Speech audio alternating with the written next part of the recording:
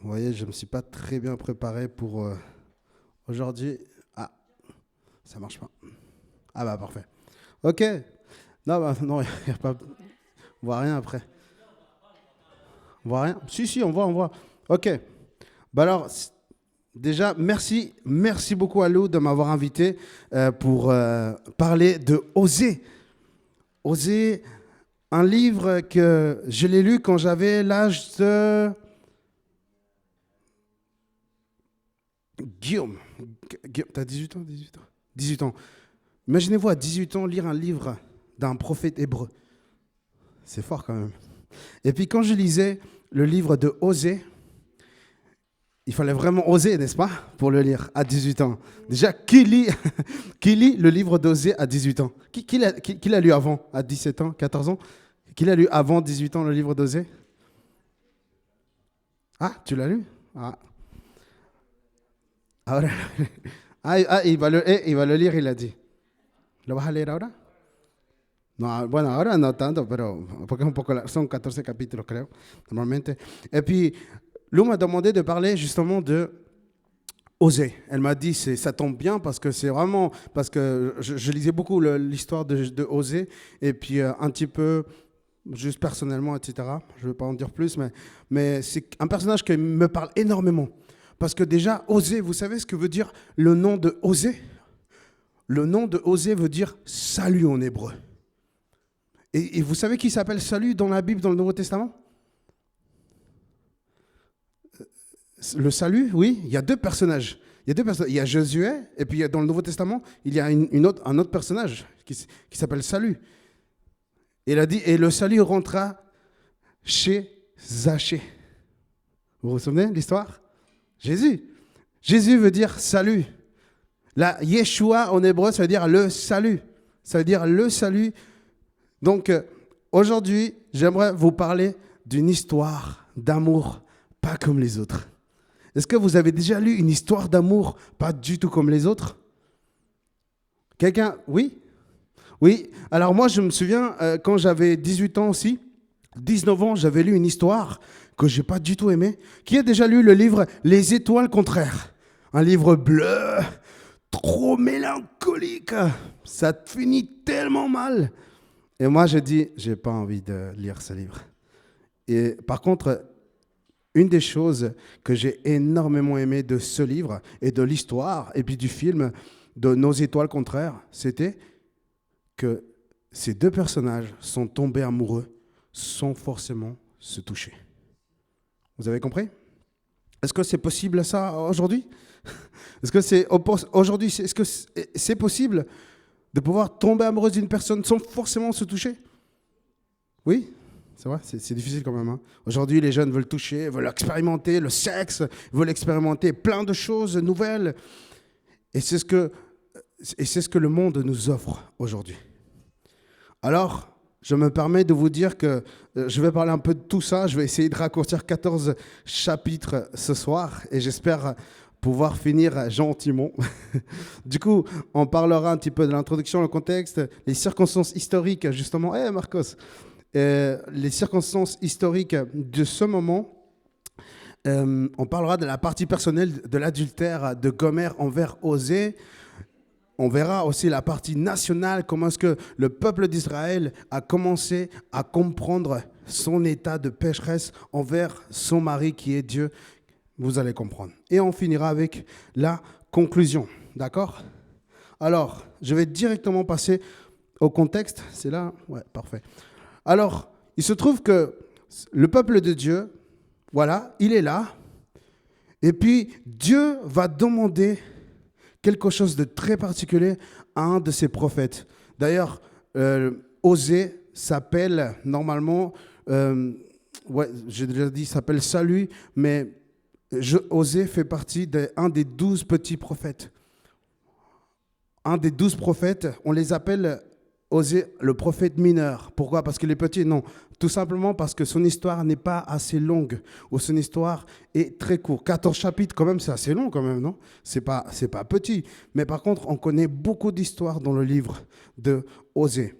Et il se trouve, il y a une particularité super importante, c'est que le peuple de Dieu ne savait pas quoi faire sur ce moment. Le peuple de Dieu était éloigné de Dieu. Ils étaient en train de se prostituer, ils étaient en train d'aller à gauche, à droite, ils étaient en train de faire un peu n'importe quoi, le peuple de Dieu. Ils disaient, allons vers ce pays-là, il nous donnera de la farine. Allons vers l'autre pays, il nous donnera du lin. Allons vers celui-là qui nous donnera quelque chose. C'est un petit peu ça le contexte de Osée, pour ne pas faire super long maintenant. D'accord? Et puis, il se trouve qu'un jour, on va lire un petit peu la Bible, ça vous va? On va ouvrir nos Bibles, parce qu'on est là pour lire la Bible aussi. Est-ce que vous avez des Bibles?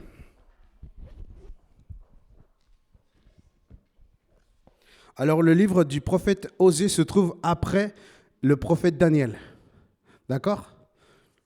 Le livre du prophète Osée se trouve après le livre de Daniel. Est-ce qu'il y a quelqu'un qui s'appelle Daniel ici? Non? Dommage.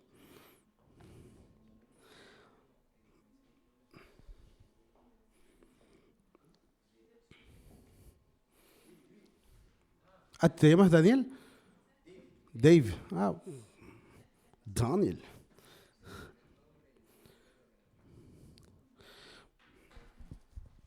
Ok, on va lire. Vous êtes prêts? C'est écrit dans la Bible, Osée chapitre 1, verset 1.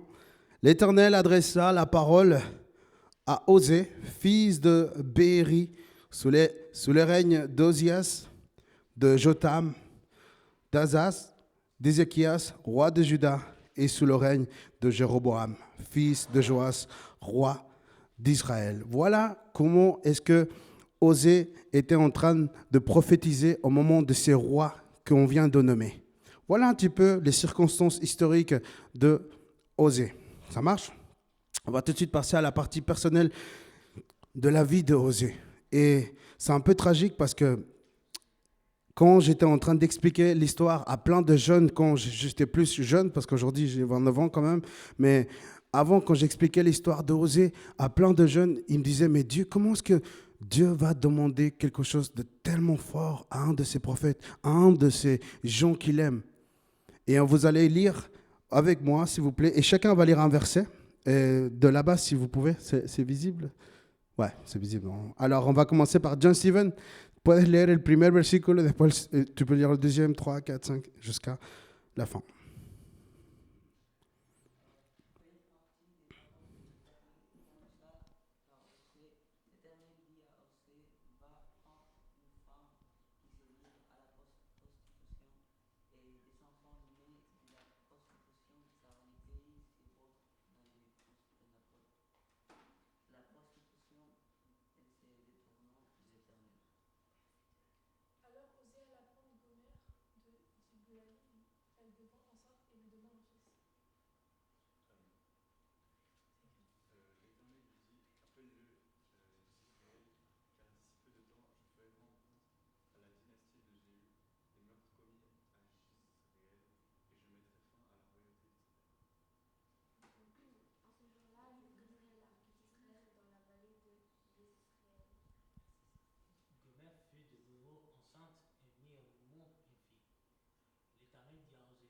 Appela la Romana, car à l'avenir, je ne me passerai plus de l'amour à la communauté d'Israël, et je lui accorderai tout mon pardon. Cependant, je manifesterai de l'amour à la communauté de Juda et moi. L'Éternel, son Dieu, je le sauverai, je la sauverai moi-même, et non pas par l'arc, par l'épée, ou la guerre, par les chevaux et les équipages de chars. Después de haber desatado a dos Obamas, consiguió y dio a luz a un hijo. L'Éternel dit à Osée, appelle-le Loami, car vous n'êtes pas mon peuple et moi, je suis là. Amen. Merci d'avoir participé à cette lecture. Lou, elle m'a dit, Jim, fais participer les autres. Alors, il faut obéir. Hein. Ok, alors, nous avons lu cette histoire de Osée. Dans la Bible, est-ce que vous avez déjà lu les 5 livres de Moïse? C'est trop intéressant.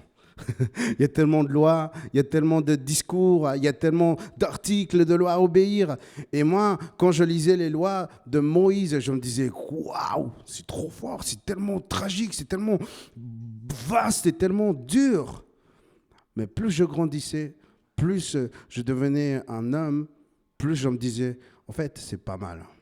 C'est pas mal qu'il y ait ça comme loi. Mais aujourd'hui, bien sûr qu'on ne vit plus sous la loi, on vit sous la grâce. Aujourd'hui, le pardon existe.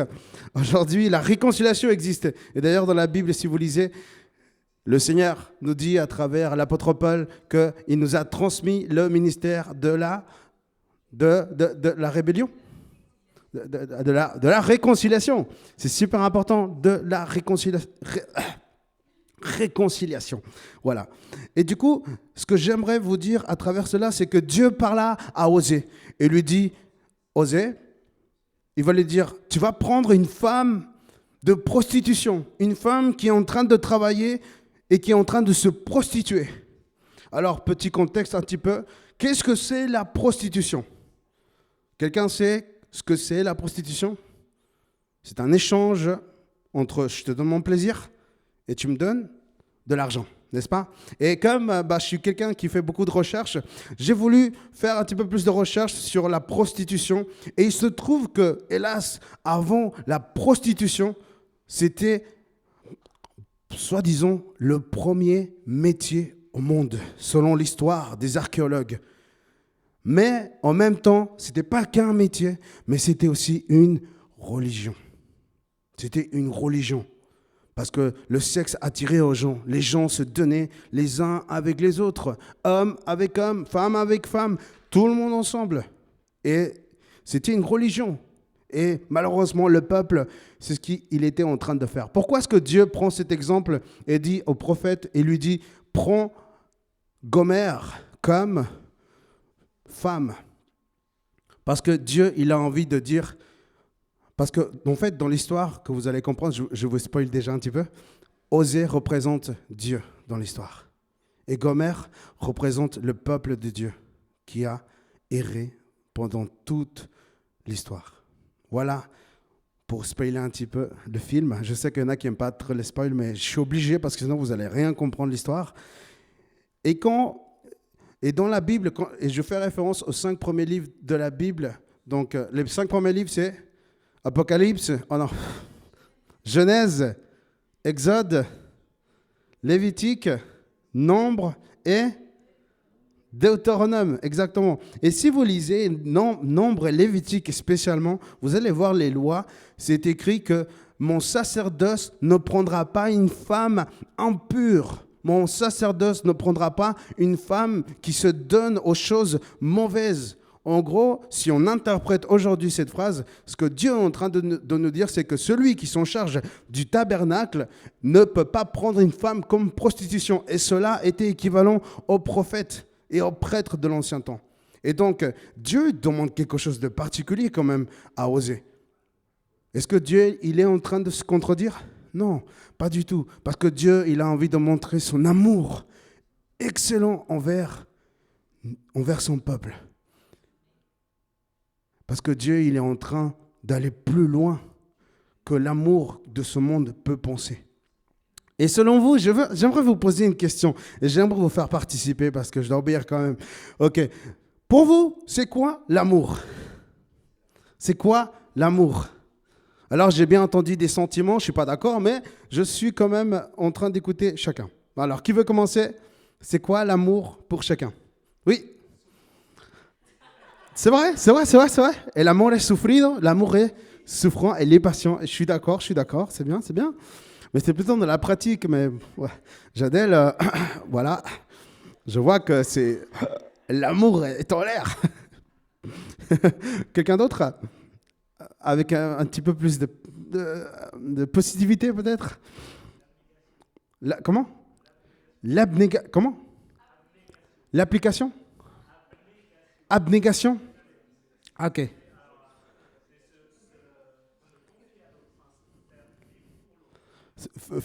Écoutez ce qu'il a dit, Octavio, il a dit l'abnégation, vivre pour l'autre.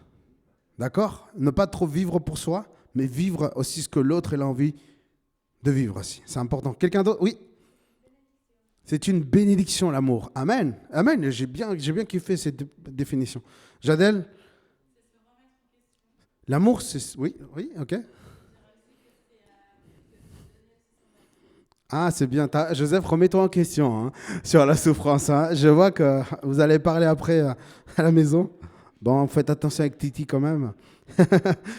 Mercedes, l'amour? C'est quelque chose d'admiration. Elle a raison. C'est admirable l'amour. C'est incroyable. Hein. C'est beau comme définition. Quelqu'un d'autre? Encore deux. Oui. Chercher son bénéfice avant le sien. Magnifique. Énorme. Quelqu'un d'autre? Ah. Non? Non, moi, j'aime pas Jim. J'aime personne. Bien sûr. Je sais. Oui. L'amour, c'est patience. L'amour est passion. L'amour est passion. Exactement. Et j'aimerais répondre à cette question à la fin. Ce que c'est l'amour. Un jour, il y a un monsieur qui était assez vieux. Et il m'a dit, Jim, plus tard, tu comprendras ce que c'est l'amour. T'es jeune. T'es naïf. Vous voyez comme je suis spontané là-bas. J'étais pire quand j'étais petit. J'étais rempli d'énergie. On dirait que je buvais que des Red Bull. Mais aujourd'hui, je me suis calmé. Aujourd'hui, je comprends mieux ce que ce monsieur disait. Jim, plus tard, tu comprendras ce que c'est l'amour. Et j'aimerais vous dire quelque chose. Déjà, vous spoiler un petit peu. Celui qui ne connaît pas Dieu ne connaît pas l'amour. Dis à la personne qui est à côté de toi. Celui qui ne connaît pas Dieu ne connaît pas l'amour. Celui qui ne connaît pas Dieu ne connaît pas l'amour. Parce que dans la Bible, Dieu, il dit qu'il est l'amour. Qu'il est la vérité, il est les chemins, la vérité et la vie. D'accord? Nous avons un chemin, nous avons la vérité. Et c'est seulement parce que Jésus est le chemin et la vérité que nous pouvons vivre aujourd'hui. D'accord? Continuons.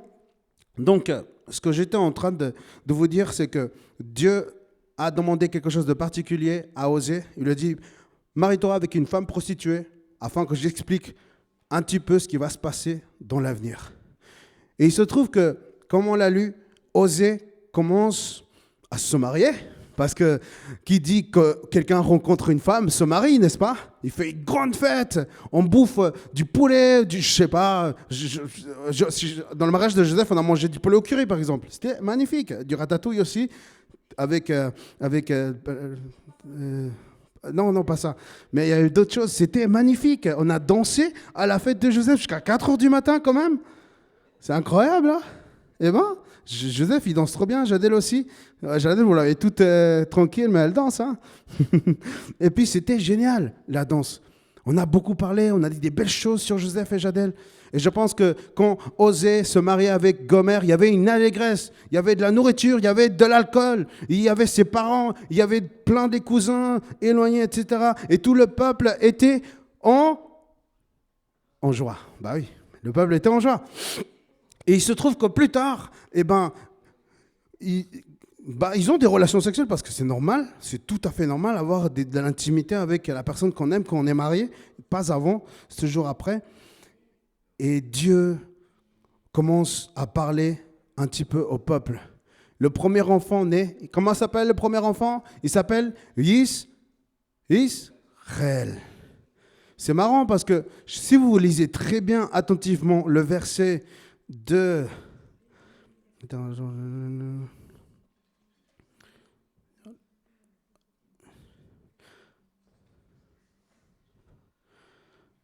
Quand Israël va naître, Gomer, c'est écrit que Gomer lui donna, attention, hein, Gomer lui donna un fils. Mais quand ça parle des autres enfants, il ne dit pas il lui donna, elle enfanta seulement. Et vous allez comprendre pourquoi après. Et aujourd'hui, il y a un truc important à comprendre, c'est que vous voyez ce qu'il y a là dans le diapo, c'est des étapes qui vont se passer dans la vie de Osée et dans la vie de Gomer. Dieu, il est en train de dire qu'il est en train de répandre de l'amour. Bien sûr qu'au début du mariage, il y a beaucoup d'amour, n'est-ce pas? Et on est en train de faire des choses, on est en train de cultiver, on est en train de donner de l'abondance. C'est toujours beau l'amour quand ça commence au début, après il y a les problèmes, mais c'est normal, ok? Et là, par contre, la deuxième étape était un petit peu plus compliquée. La deuxième étape, où le deuxième enfant de Gomer naît, mais par contre, ce n'est pas tout à fait ce que l'Éternel demanda à Osée, parce que Gomer avait eu des relations sexuelles avec des autres amants, pas avec Osée. Et ça, c'est pas bien. Est-ce que c'est bien d'avoir de l'intimité avec une autre personne et pas avec notre mari? Est-ce que vous trouvez normal? Moi, je ne trouve pas ça normal non plus.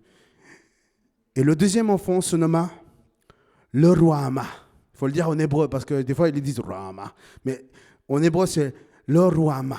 D'accord? Ça veut dire ne pas avoir de pitié, la non-aimée. Et Dieu, il est en train de dire, je n'aurai pas de pitié pour toi dans la deuxième étape. Je ne te manifesterai plus mon amour. C'est fort quand même, hein? Est-ce que vous avez déjà dit ça à une personne dans votre vie? Un jour, vous vous êtes senti blessé, ou parce que peut-être elle a fait quelque chose de mauvais. Je ne vais plus te dire bonjour. Je ne vais plus te manifester mon affection. Je ne vais plus te donner mes beaux câlins chaleureux. Ou je ne vais plus du tout te regarder avec mes yeux de biche. Waouh. Waouh. Je pense que il y en a qui l'ont fait indirectement. Ou peut-être vous avez été un peu froid avec cette personne. Peut-être vous avez réagi d'une autre manière.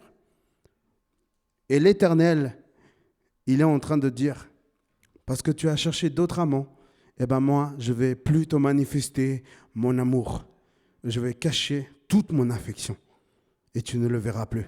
Et quand le troisième enfant est né, qui est Loami, qui veut dire « pas mon peuple ». Est-ce que vous avez déjà entendu cette phrase « tu n'es pas mon ami ». Tu n'es pas mon ami. Moi, je l'ai entendu beaucoup de fois. Et ça m'a fait mal. C'est pour ça aujourd'hui, je ne considère pas tout le monde mon ami, connaissance, peut-être, ou peut-être, voilà. Mais quand tu reçois de la part de Dieu, tu n'es pas mon ami, tu n'es plus mon peuple, je ne te manifesterai plus mon amour, ça fait mal quand même. Ça fait mal. Une fois, je suis allé chez Joseph, il n'était pas là. Il m'avait invité à manger et il n'était pas là. J'ai fait 25 km pour le voir en vélo, mais il n'était pas là. Je me suis senti abandonné ce jour-là. Mais bon, c'est des choses qui arrivent. Mais c'est mon frère et je l'aime et je l'ai pardonné. Et mes frères, j'aimerais un petit peu développer le thème et j'aimerais aller assez vite. Et on va lire un verset de la Bible. Et je vais lire, d'accord? Chapitre 2 de Osée, versets 1 à 3.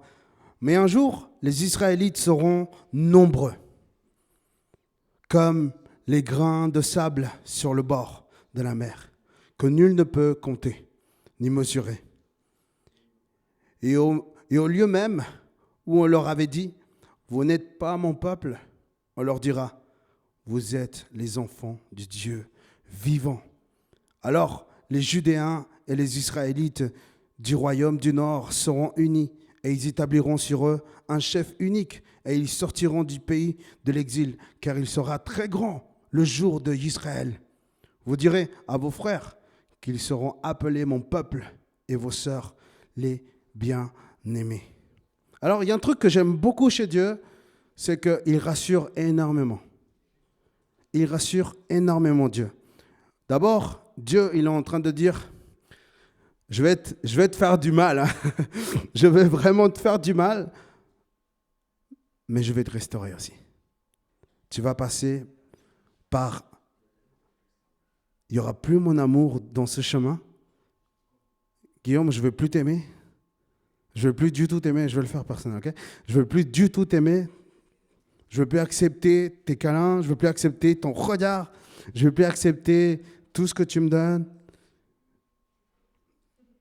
Et on en restera là. Mais par contre, demain, je t'invite à manger. Voilà ce que Dieu y fait avec son peuple. l'Éternel rassure énormément son peuple parce qu'il en avait besoin. Et l'Éternel dira, je vais restaurer et je vais construire quelque chose de nouveau. Tout ce que je t'ai promis, je vais l'accomplir. Parce que Dieu n'est pas homme pour mentir. Et les hommes mentent, n'est-ce pas? Je vais raconter une anecdote assez drôle. Je me souviens, j'étais en conférence et il y a une fille, j'allais avec une amie à moi dans les conférences, j'avais 21 ans, 20 ans. Elle me dit, Jim, je t'aime! Elle me dit comme ça. Et puis je dis, d'accord, c'est trop bien, c'est trop bien. Et puis tout d'un coup, il se passe un truc tellement drôle parce que quelques heures plus tard, je le vois, elle embrasse une autre personne. Moi, je me dis quand même, c'est bizarre. C'est pas de l'amour, ça. Ça devient quoi? Ça veut dire quoi? Est-ce que c'est de l'amour ou est-ce que c'est juste voilà, la tendresse?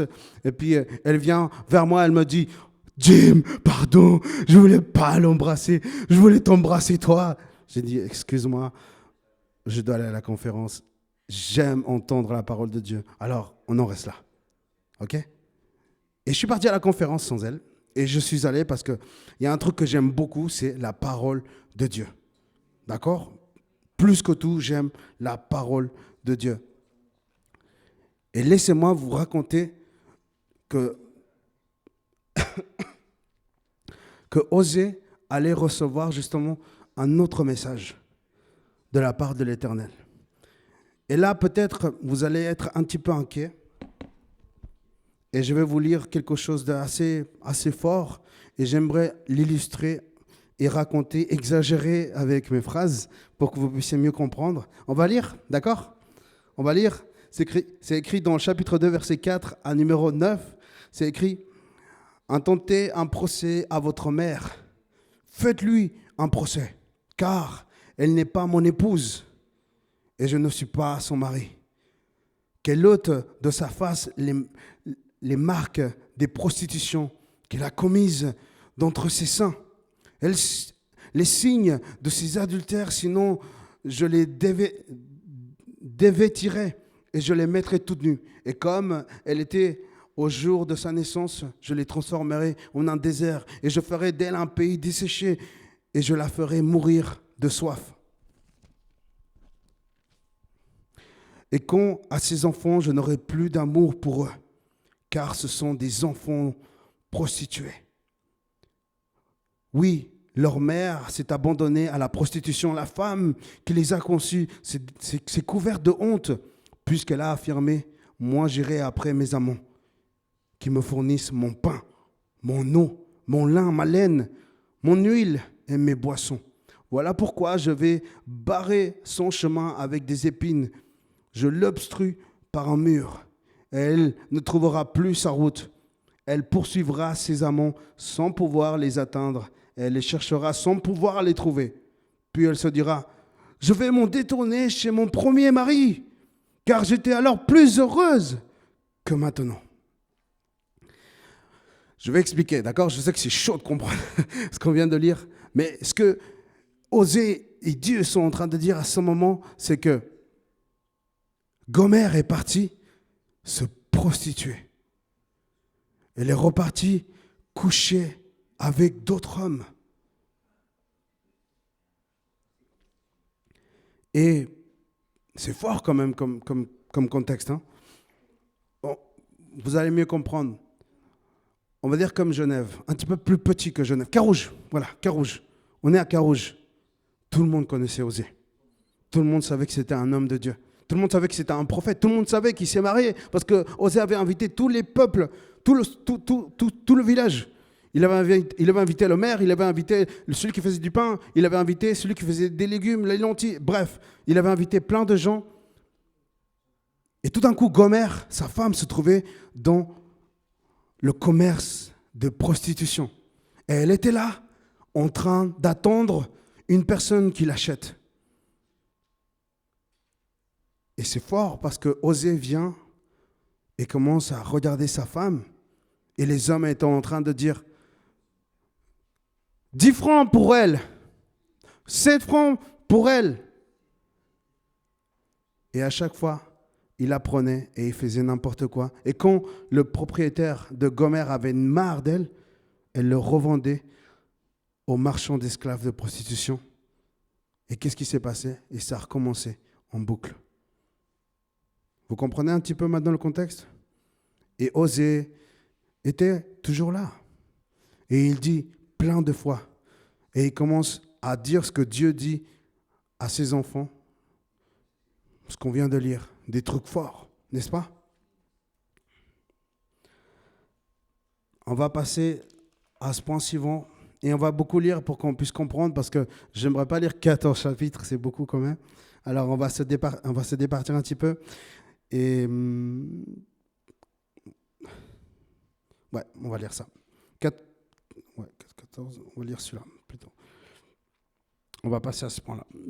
On va lire chapitre 2, verset 15 à numéro 25. Ok? Est-ce que quelqu'un veut lire peut-être? Jadel, tu aimes bien lire?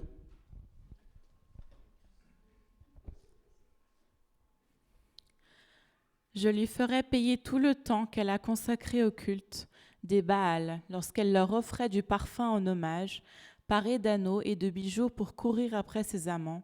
Et quant à moi, elle m'a oublié. L'Éternel le déclare. La fidélité de Dieu triomphe de l'infidélité d'Israël.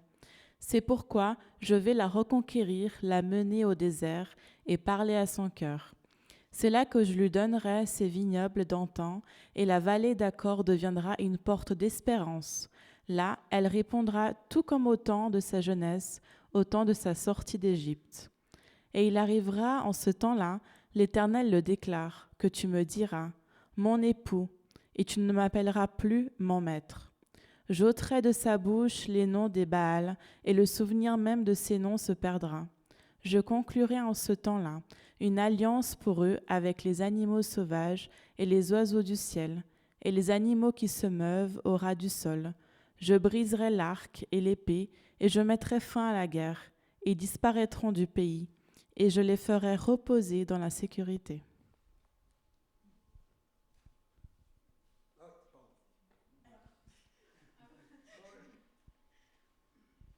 Puis, pour toujours, je te fiancerai à moi. Je te fiancerai à moi en donnant comme dot et la justice et la droiture, l'amour et la tendresse que je mettrai en toi. Je te fiancerai à moi en mettant en toi la fidélité, et tu connaîtras l'Éternel. En ce temps-là, je répondrai, l'Éternel le déclare. Je répondrai à l'attente du ciel, et le ciel répondra à ce que attend la terre. La terre répondra au blé, au vin nouveau, ainsi qu'à l'huile fraîche, et ceux-ci répondront à l'attente d'Israël. Et je les répandrai comme dans la semence, pour moi dans le pays. Je prodiguerai mon amour à celle qu'on nommait Lo-Ruhamah. Et je dirai à Lo-Ammi, tu es mon peuple. Et il dira, tu es mon Dieu. Merci beaucoup. Alors, je vais fusionner le chapitre du chapitre 2, verset 1 jusqu'au 25. Vous avez vu, hein, dans le chapitre auparavant, on a vu comment est-ce que la femme Gomer, elle a dit, je vais quoi? Je vais revenir avec mon premier mari. Il lui dit, je vais revenir avec mon premier mari, parce qu'il me traitait bien, il me donnait à manger. Et j'avais du lait, j'avais de la farine, j'avais tout avec lui. Mais est-ce qu'elle ne savait pas, c'est que tout venait de Dieu. Tout venait de Osée. Vous savez, j'étais en train de faire des recherches et j'ai beaucoup aimé sur le livre de Osée. Et c'est fort parce que Osée, c'était l'homme qui prenait de la laine, il prenait de la farine, il prenait à manger. Et il va vers le mari de Gomer et lui dit, tiens, ça c'est pour ma femme. Donne-lui s'il te plaît. C'est pas grave si qu'elle ne le sache pas. Et regardez comment est-ce qu'elle dit, j'étais plus heureuse avec mon premier mari. Son premier mari ne lui donnait rien du tout. C'était qui donnait tout? C'était Osée. C'était pas du tout son premier mari. Et moi, ça m'énerve que des gens s'approprient des choses que les autres personnes en font. Il y a un truc qui m'énerve énormément des prédicateurs, c'est qu'ils disent des phrases, mais ils ne disent pas que c'est Jean Calvin qui l'a dit, par exemple, ou c'est Charles Spurgeon. Ils disent c'est moi qui l'ai dit. C'est pas bien de s'approprier des choses qui ne sont pas à nous. C'est pas bien. On peut être amendé, vous savez, en procès même. Et il se passe la même chose avec le premier mari, avec les amants de Gomer.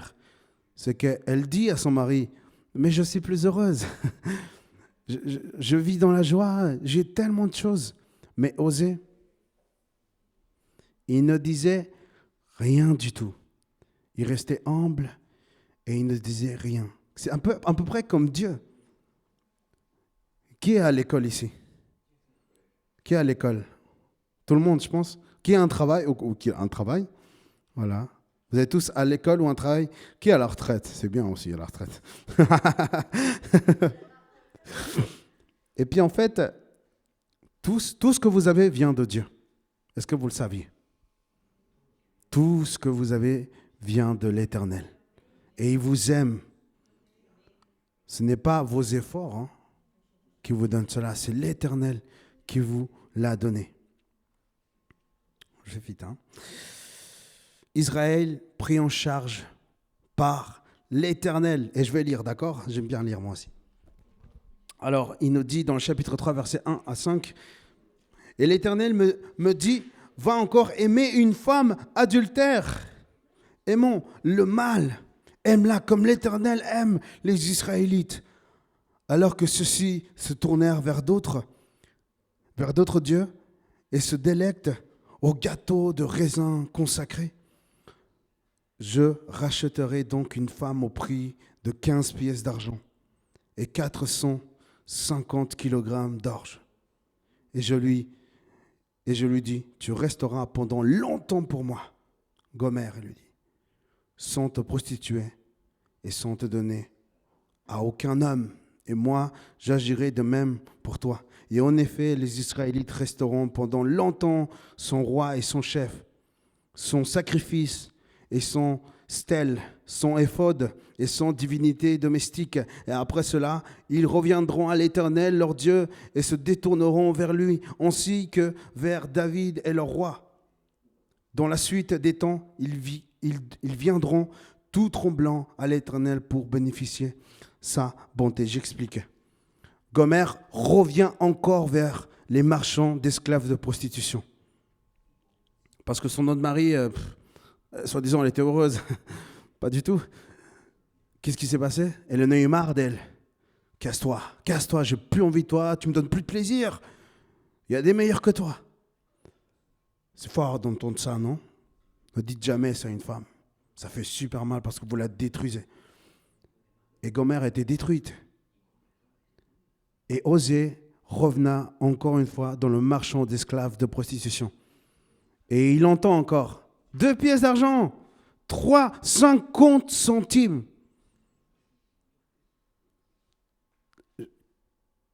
Je ne peux pas imaginer la réaction de Osée, parce que tout le monde connaissait Osée dans le peuple. Tout le monde voyait comment sa femme se donnait avec l'un, avec l'autre une journée, lundi avec Raphaël, mardi avec Pépé, bref. Avec plein d'hommes, elle se donnait. Mais qu'est-ce qui a encouragé Osée à chercher Gomer? Comment? C'est Dieu, c'est ça? Il dit, va chercher cette femme que tu aimes. Et c'est Dieu qui lui a dit, aime cette femme. Aime-la de tout ton cœur.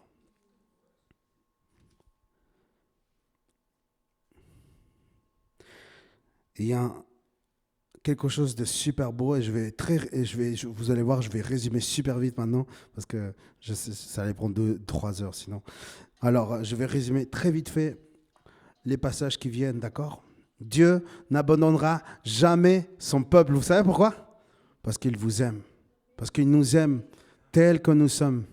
Vous savez, c'est quoi le titre de ce soir du message? L'amour malgré tout. L'amour malgré tout. Ok, ok. Elle sait pas faire du riz. C'est pas grave, c'est pas grave, c'est pas grave. Il y a des machines de riz aujourd'hui. C'est trop bien. On essaie de chercher des solutions. Amen. Dieu n'abandonnera jamais son peuple. Amen. Et on va aller dans ce point-là où, chapitre 4, verset 1 au 19, je l'ai un peu résumé et j'ai fait une synthèse où je disais que le chapitre 4, verset 6 qui nous dit « Oui, mon peuple périt faute de connaissance parce que vous, les prêtres, vous avez rejeté la connaissance, je vous rejetterai et vous ne serez plus mes prêtres. Vous avez oublié la loi de votre Dieu. Moi aussi, à mon tour, j'oublierai vos enfants. » Quand on oublie les pactes qu'on a fait avec Dieu, quand on oublie que l'Éternel nous a donné des lois pour obéir par amour, quand on est amoureux, on dit des choses belles à cette personne. Joseph, je suis sûr qu'il a promis la lune et les étoiles à Jadel, n'est-ce pas? Oui, exactement. Il a même... Elle arrive, voilà. Bon, on va pas se mettre en baston. Mais je pense que quand il y a deux personnes qui s'aiment, on fait des promesses, on fait quelque chose de beau quand même pour l'autre personne en lui disant « Je vais être fidèle, je vais être là pour toi et je vais t'aimer avec tout ce que j'ai. » N'est-ce pas? Jusqu'à la fin, exactement. Je t'aimerai malgré que peut-être tu ne te coiffes pas bien. Je t'aimerai malgré que peut-être tu arrives en retard. Je t'aimerai malgré peut-être plein de défauts, encore plein de défauts que cette personne peut avoir. Même toi, tu peux avoir plein de défauts aussi. Et elle t'aime cela comme ça, malgré tout. D'accord? Et il y avait un truc que Dieu aimait énormément chez son peuple, malgré qu'il manquait de connaissances. Une des choses que Dieu n'aimait pas, c'est que le peuple manquait de connaissances. C'est-à-dire quoi? Connaître. Est-ce qu'on a besoin de connaître cette personne? On a besoin de connaître pour l'aimer plus, pour retrouver la joie, pour retrouver ces moments tellement beaux avec Dieu. Est-ce que vous passez des moments beaux avec l'Éternel le matin? Qui passe du temps avec l'Éternel les matins? Waouh, il n'y en a pas beaucoup. Waouh, ouh là là, Seigneur. C'est plutôt le soir. Ouais. Ou le soir, alors. Le soir, qui passe du temps avec il y a la team soir ici. Bon, faut être biblique. Hein. Vous me chercherez le matin, c'est écrit dans la Bible, mais bon, c'est pas grave. Ok, les temps ont changé. Mais c'est bien si vous le cherchez aussi. Le point suivant, chapitre 5, versets 1 à 14, et Osée, chapitre 5 à 4, je le lis, « Leurs actes les empêchent de revenir à moi, leur Dieu, car un vent de prostitution souffle chez eux et ils ne connaissent pas l'Éternel. » On prostitue le temps qu'on avait avec l'Éternel. Moi, le premier truc que je fais le matin, vous savez quel est le premier truc que je fais le matin? Je ne regarde pas mon téléphone, je ne mets pas du tout des chaussettes, ou je ne prends pas du tout de déjeuner au début. La première chose que je... Non, ça, je le fais même quand je dors, si jamais. Hein. Et heureusement, gloire à Dieu. Hein. Ouvrir les yeux. Vous êtes drôle. Une des premières choses que je fais, c'est que je confie cette journée à l'Éternel. Il y a une prière tellement simple que je le fais tout le temps. Seigneur, je te remets ma journée. Amen. C'est simple, n'est-ce pas? C'est tellement simple. Et l'Éternel, il est en train de dire, aujourd'hui, à notre génération, vous avez choisi vos téléphones, vous avez choisi les réseaux sociaux et vous avez oublié d'avoir ces temps avec moi.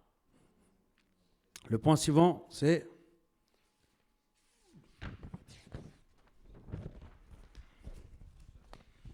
Chapitre 5, verset 15, verset 7 au 2, et je l'ai résumé dans le chapitre 6, verset 6, « Car je prends plaisir à l'amour, bien plus qu'au sacrifice, à la connaissance de Dieu, bien plus qu'à l'holocauste. » Dieu, il aime l'amour, et Dieu aime...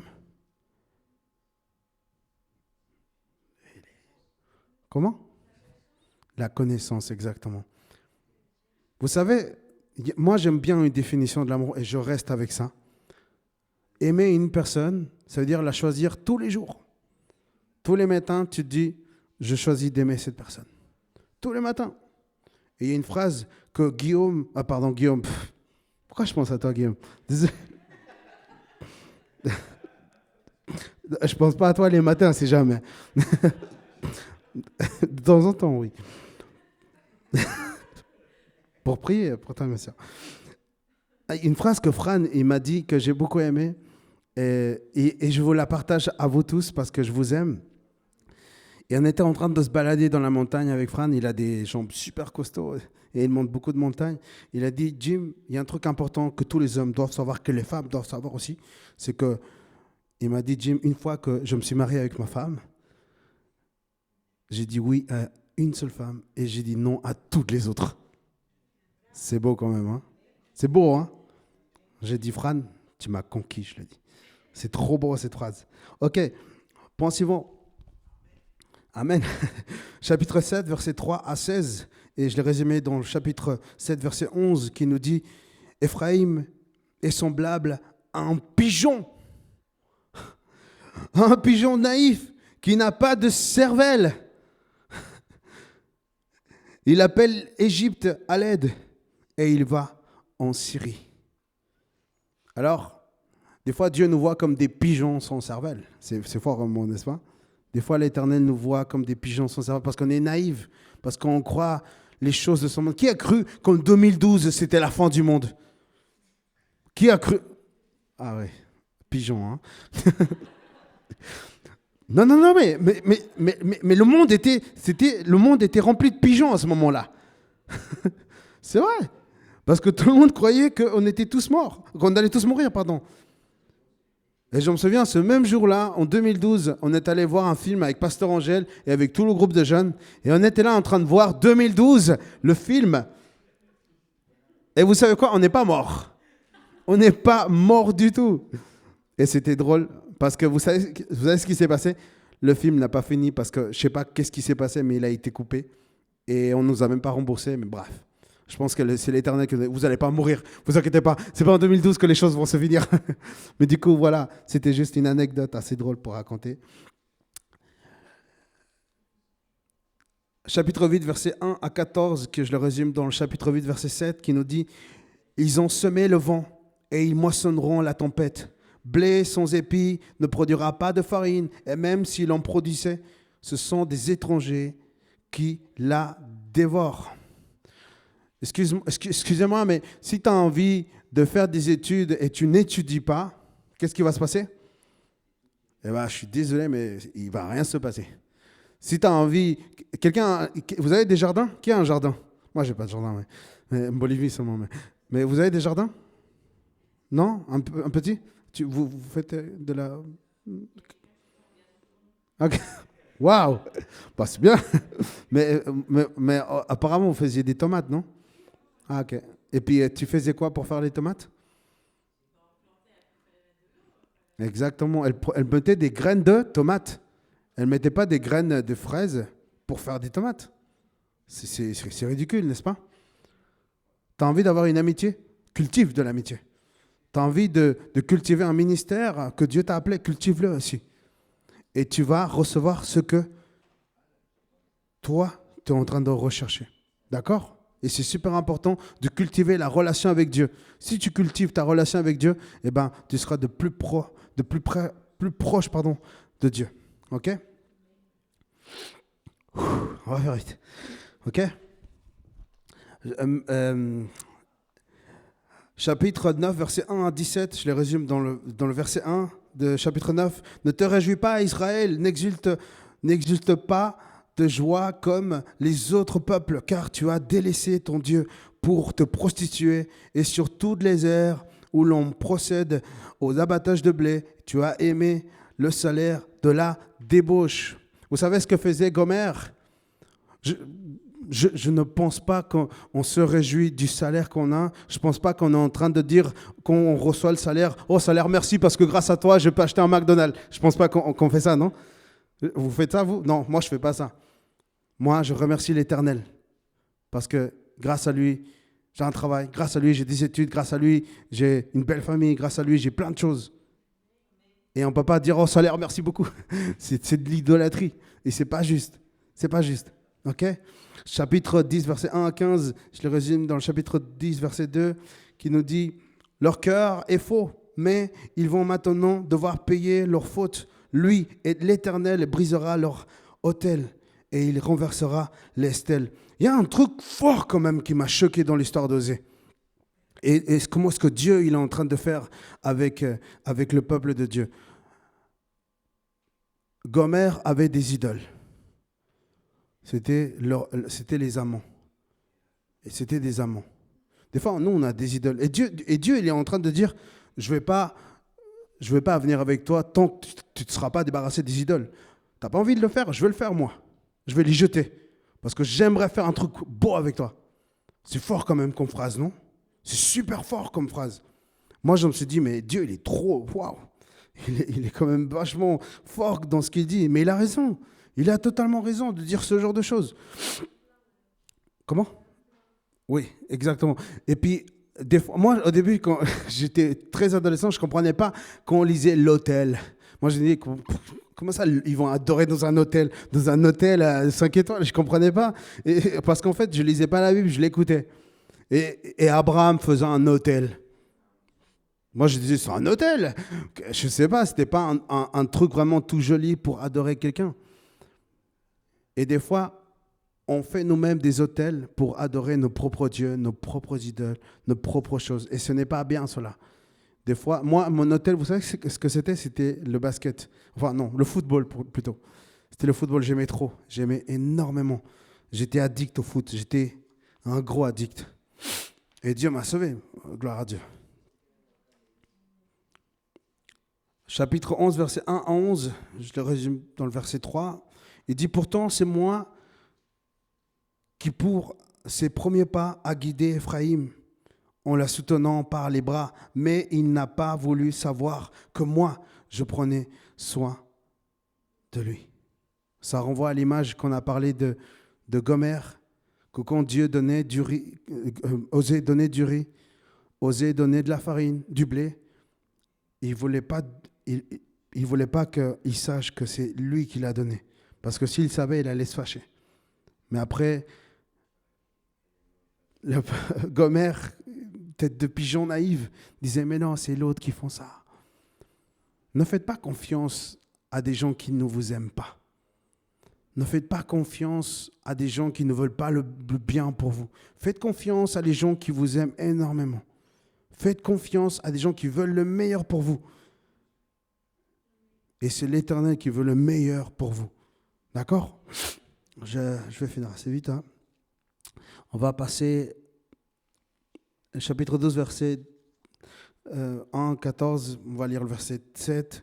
Maintenant, ô Jacob, reviens donc à ton Dieu. Pratique l'amour et la droiture et compte tout le temps sur ton Dieu. Pratiquer l'amour et la droiture, la justice.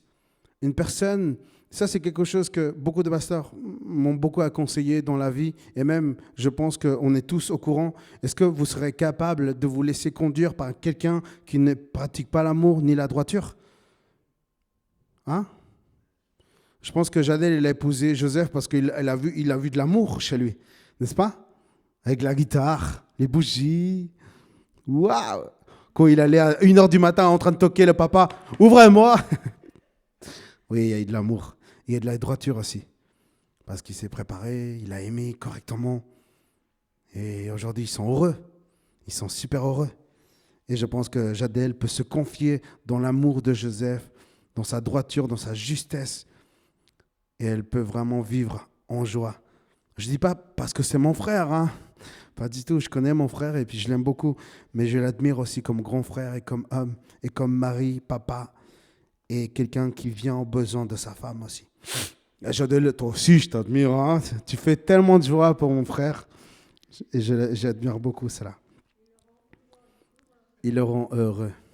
Amen. Et chapitre 13, verset 1 au 14, 1.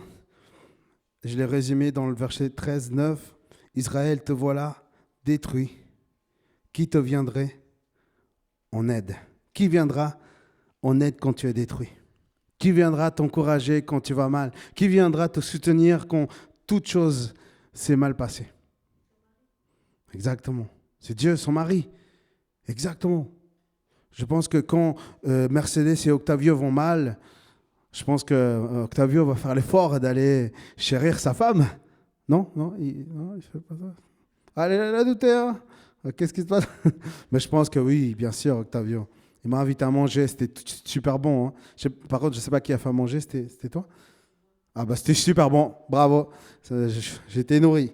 J'ai été nourri, on a mangé du poulet avec du riz, avec une petite sauce. Bon, plein de choses encore, mais c'était super bon. Et je finis vraiment... Je finis, d'accord? Je finis avec cette conclusion. Je finis avec 3 points de l'histoire et puis un verset à la fin, d'accord? Je résume vraiment l'histoire en 3 points, les 14 chapitres, d'accord? 3 applications, oula, grosse faute. 3 applications vraiment sur la vie d'Osée. Vous avez compris, Osée représente Dieu, représente Jésus. Le peuple représente Gomer, représente l'Église. Aujourd'hui, nous. Le premier point, c'est qu'une preuve que Dieu t'aime et qu'il continue à te choisir et qu'il te réveille tous les matins. Moi, tous les matins, vous savez à quelle heure je me réveille? Pas à 2h du matin. Comment? Comment tu sais? Ok. Ok. Oui, je me réveille à 5h du matin pour passer du temps avec l'Éternel. Vous savez pourquoi je me réveille? Vous savez pourquoi? C'est parce que Dieu le permet. C'est parce que Dieu il me réveille tous les matins. Et c'est vrai. Et je pense que comme Dieu a besoin, j'ai besoin, de passer du temps avec Dieu. J'ai besoin de son attention, j'ai besoin que Dieu me regarde. J'ai dit, regarde Dieu, je suis là avec toi. J'aime bien son regard quand il me regarde. Oui, je me sens aimé, je me sens chéri, je me sens en compassion avec lui. Et tous les matins, je me réveille pour prier avec lui et pour le connaître davantage, pour vous en parler à vous tous aussi. Le deuxième point, c'est que tu peux savoir beaucoup de choses sur Dieu, mais si tu ne le connais pas, tu te perdras dans les désirs de ce monde. Savoir des choses sur Dieu n'équivaut pas à le connaître. Un médecin peut savoir comme les capacités de Jadel, elle peut savoir qu'est-ce qu'elle a, des examens, mais Joseph connaît plus Jadel que son médecin. Elle sait quelle est sa couleur favorite, par exemple. Non? Ah mince. Si. Elle sait ce qu'elle aime manger. Elle sait qu'elle aime bien rester des fois, de temps en temps, toute seule à la maison. Parce qu'elle est comme ça. Et c'est bien. Et c'est la même chose avec l'Éternel. Qu'est-ce qu'il aime, Dieu? Moi, j'ai remarqué un truc que Dieu, il aime, c'est qu'il aime que je le cherche tous les matins. Je ne sais pas pourquoi. Ceux qui le cherchent le soir, je suis désolé, mais il aime quand je le cherche. Bon, le soir aussi, hein. Le soir aussi. Mais le matin, quand je le cherche, je me sens tellement aimé, tellement chéri. Ma journée, elle est bénite. Et à chaque fois que je lis le verset du jour, plus les autres versets que je lis, je me souviens de tous les versets. Et je glorifie l'Éternel. Et le troisième point, c'est les justes suivent l'Éternel et les rebelles trébuchent. Ça veut dire quoi ça? Ça veut dire que une personne qui a choisi l'Éternel est plus intelligente que n'importe qui dans ce monde. Parce qu'il a choisi la vérité, il a choisi la vie, il a choisi le chemin, il a choisi la porte, il a choisi l'alpha, l'oméga, le début et la fin, le logos, la connaissance, la sagesse absolue. Les choses les plus grandioses de ce monde, c'est Jésus. Tout a été créé par lui et tout a été fait pour lui seulement. Et personne d'autre ne peut nous dire le contraire. Si ce soir-là, tu veux prendre ce choix de suivre Jésus, je t'invite, mon frère, ma soeur, à le faire avec joie, à le faire avec honnêteté, à le faire avec une pleine confiance que Dieu ne te lâchera pas. Il t'aimera tel que tu es et il ne te laissera pas comme tu es. Parce qu'il va te transformer. Le gym d'il y a 10 ans n'est pas le gym qu'il est aujourd'hui. Et je me réjouis. Je me réjouis énormément parce que Dieu, il a fait des choses dans ma vie. Et je me réjouis parce qu'il va encore faire dans les années à venir. Seigneur, je te remercie vraiment. Et j'aimerais, après, lire un autre verset, Père. Mais j'aimerais, Seigneur, te bénir pour ces moments tellement magnifiques que tu nous as fait passer. Seigneur, sois là avec nous. Qu'on puisse, Seigneur, ceux qui n'arrivent pas à te ressentir ta présence, ta bonté, ta bienveillance, ton amour, Seigneur, ta compassion, ta grâce et encore plein de choses, Seigneur. Jésus, sois notre Sauveur et notre Seigneur. Sois celui qui va nous conduire encore et encore. Mon Jésus. Amen. J'aimerais juste lire un dernier verset pour finir. C'est un des versets préférés de l'histoire de Osée. C'est écrit dans le chapitre 2, verset 16. C'est pourquoi je vais la conquérir. Non, la reconquérir. La mener au désert et parler à son cœur. L'Éternel va parler à notre cœur. L'Éternel va savoir comment nous dire les choses. N'est-ce pas? Et l'Éternel va chérir chaque étape de notre vie. D'accord? Il va te respecter, mais il va quand même venir te chercher encore et encore. Et aujourd'hui, si tu écoutes cette parole, c'est parce que l'Éternel veut te dire qu'il t'aime et qu'il a envie de passer toute une éternité avec toi. Et il attend que tu fasses ce premier pas. Amen. Merci.